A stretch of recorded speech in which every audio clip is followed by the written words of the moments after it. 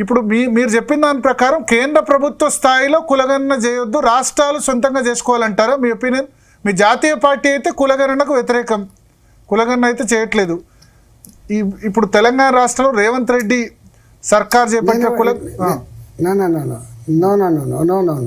Sorry, మేము దేనికి వ్యతిరేకం కాదు. నేను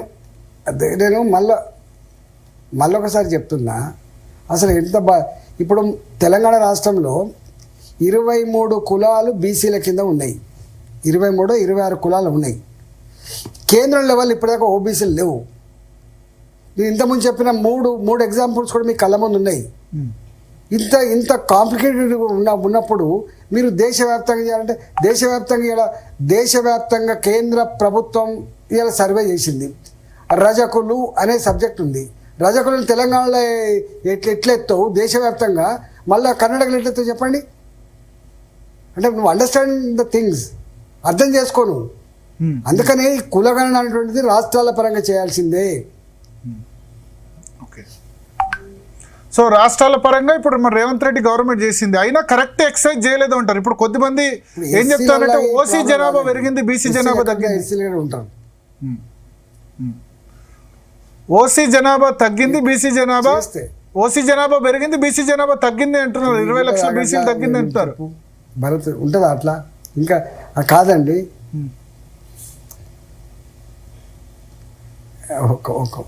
ఒక మాట జనరల్గా ఎక్కువ ఎడ్యుకేటెడ్ దాంట్లో ఎక్కువ కొంచెం అన్ని రకాల ముందున్న దాంట్లో ఏంటంటే పాపులేషన్ కంట్రోల్ ఎక్కువ ఉంటుంది. కిందికి పోతున్నా కొద్దీ పాపులేషన్ కంట్రోల్ తక్కువ ఉంటుంది. మీకు తెలియదే కాదు, వింటున్నా. అది కామన్ సెన్స్ సంబంధించినటువంటి విషయం. ఇప్పుడు కొంత ఎడ్యుకేటెడ్ లేని దగ్గర దేవుడే పుట్టిస్తాడు, దేవుడే సతర్తి అంటూ కూడా ఉంటారు. కానీ అదే చదువుకున్న అంటే కొంచెం కొంచెం ఆర్థికంగా స్థితిమంతులు ఏమంటారు, ఇప్పుడున్న పరిస్థితుల్లో 2 పిల్లల కంటే ఎక్కువ ఉండద్దు, ఒక్కొక్కరికంటే ఎక్కువ ఉండద్దు అని చెప్పి కట్టడి చేసుకున్న చరిత్ర మీకు తెలుసు.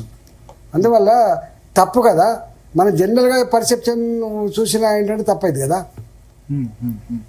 సో ఇప్పుడు ఎక్సైజ్ అయితే అయిపోయింది. అసెంబ్లీలో వాళ్ళు చర్చ కూడా పెట్టారు. స్థానిక సంస్థల్లో రేవంత్ రెడ్డి ఏమంటారంటే 42% మా పార్టీ పరంగా ఇస్తాం బీసీలకు.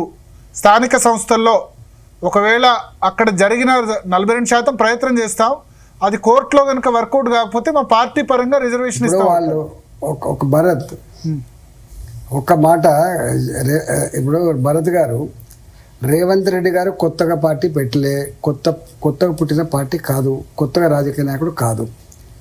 కాంగ్రెస్ పార్టీ 100 సంవత్సరాలు కంప్లీట్ చేసుకున్న పార్టీ. ఇప్పుడు ఇవన్నీ ఎన్నికల సందర్భంలో ఎస్సీ పాలసీ, బీసీ పాలసీ, మహిళా పాలసీ, యువ పాలసీ, రైతుల పాలసీ, ఇట్లా అన్ని పాలసీలు పెట్టింది వాళ్ళు.